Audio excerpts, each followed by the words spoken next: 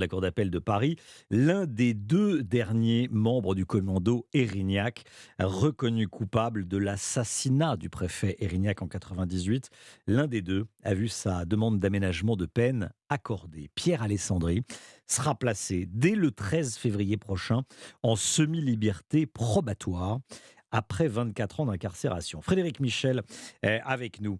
Frédéric, bonjour Frédéric. Bonjour. Pour beaucoup en Corse, cet aménagement de peine était une condition pour ouvrir tout dialogue avec le gouvernement sur le statut de l'île, hein.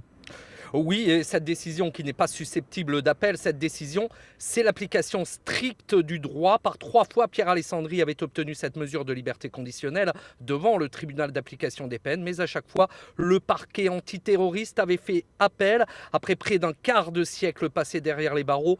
Et parce que Pierre Alessandri justifie d'un emploi, il travaillera dans le domaine des espaces verts. Il pourra donc sortir de prison la semaine. Un soulagement pour son avocat, maître Éric Barbolosi.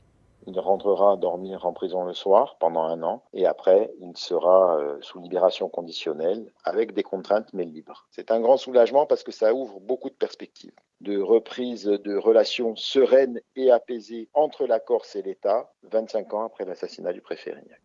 Au printemps dernier, après la mort d'Ivan Colonna et pour apaiser la colère, le gouvernement avait enclenché un processus avec les élus de l'île. Mais depuis plusieurs mois, il était au point mort. Pierre-Marie Mourachol est le représentant d'un des syndicats étudiants corses qui s'est fortement mobilisé. Il y a un soulagement, après il y a toujours une colère qui est là, mais c'est un premier pas vers peut-être une relation plus apaisée avec l'État. Si aujourd'hui on veut tourner la page des années de violence, cela passe également et surtout par la libération de tous les prisonniers politiques, si ce n'est de l'amnistie. Et on attend maintenant la réaction des élus nationalistes corses. Frédéric Michel en direct de Corté.